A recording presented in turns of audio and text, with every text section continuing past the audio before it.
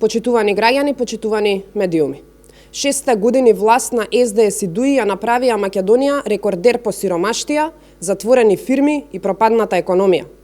Поразителни се бројките на експертите кои говорат дека до пред само неколку години бројот на наши сограѓани кои биле во сиромаштија бил 360.000, а сега, до крајот на 2023 година, таа бројка се очекува да се искачи на 510.000. Тоа се скоро 30% од луѓето кои живеат во државата. Со Ковачевски и Груби, 510.000 наши сограѓани живеат на работ на сиромаштијата, додека тие делат бизниси и распишуваат милионски тендери. Последиците се очекувани, особено ако се погледнат економските политики и резултати мерени од страна на домашни и странски институции.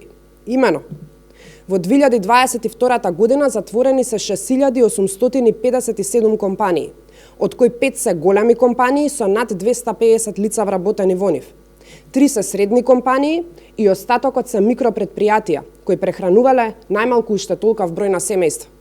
Додека Македонија со оваа власт тоне, може да се заклучи и од најновата проекција на економскиот раст за земјите од регионот објавена од ММФ.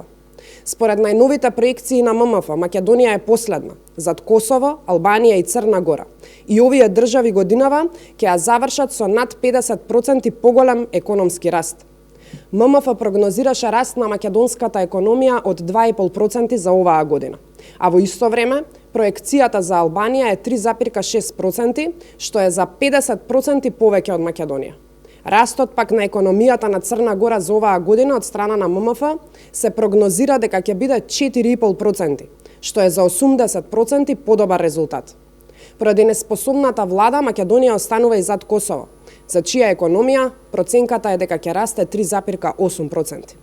И сето ова, почитувани, завршува со високата инфлација, зашто директно виновна е власта на СДС и ДУИ. И внимавајте, инфлацијата во Македонија е за 50% повисока од таа во еврозоната. Почитувани граѓани, нема економски параметар по кој Македонија не е на дното. Со СДС и ДУИ, дното секој ден добива ново значење. Ви благодарам.